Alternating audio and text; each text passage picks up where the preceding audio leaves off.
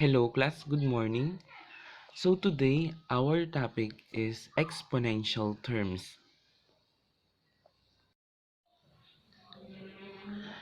Let's talk about the exponential terms, or we can write it as a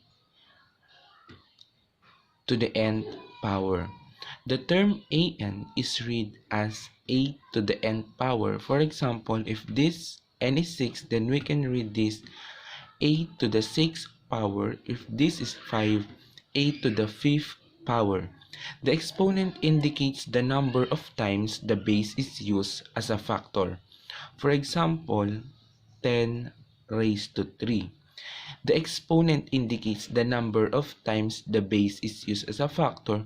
So if we're going to rewrite this one, 10 times 10 times 10. So these dots indicate multiplication. So 10 times 10 times 10, not 10 times 3. This is wrong. 10 to the third power is 10 times 10 times 10, or it is equal to 1,000. Another example is 5 square or 5. So 5 times 5 is 25. So it means that 10 or 1,000, these are the factors, or 10 can be a factor of 1,000 and 5 can be a factor of 25. So this is how we read and write exponential terms. So if we have 4 power of 5, it means that that is 5 raised to the 4th power.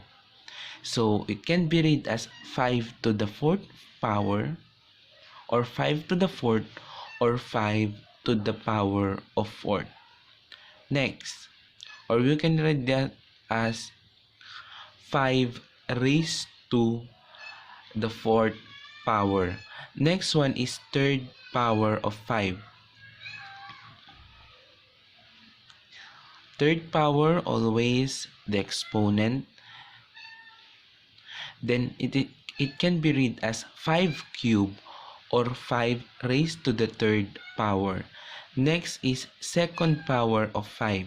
So 5 2nd power.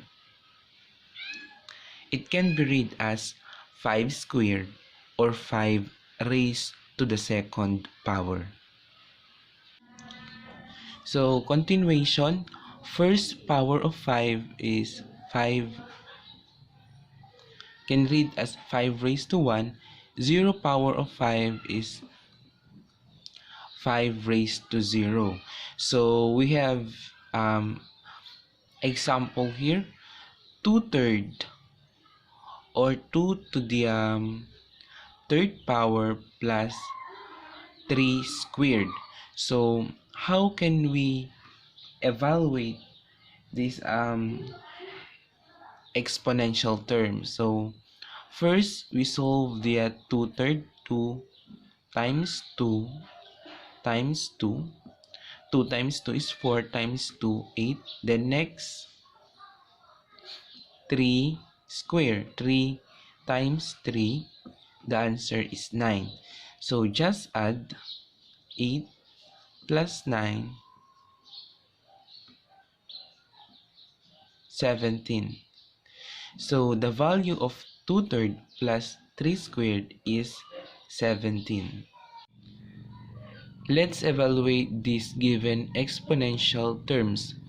4 squared plus or times 3 squared. So this can be written as, or we can evaluate this. Let's evaluate first 4. 4 times 4, the answer is 16. Then 3 squared, 3 times 3, the answer is 9.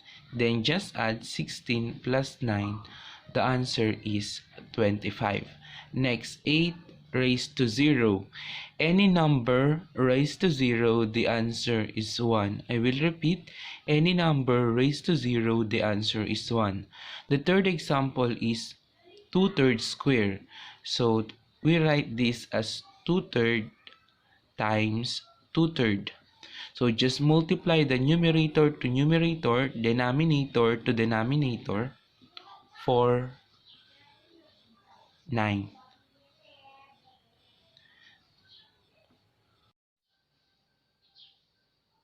For your activity, solve practice A and B on pages 168 to 169. Take a photo of your answer, send it via private message.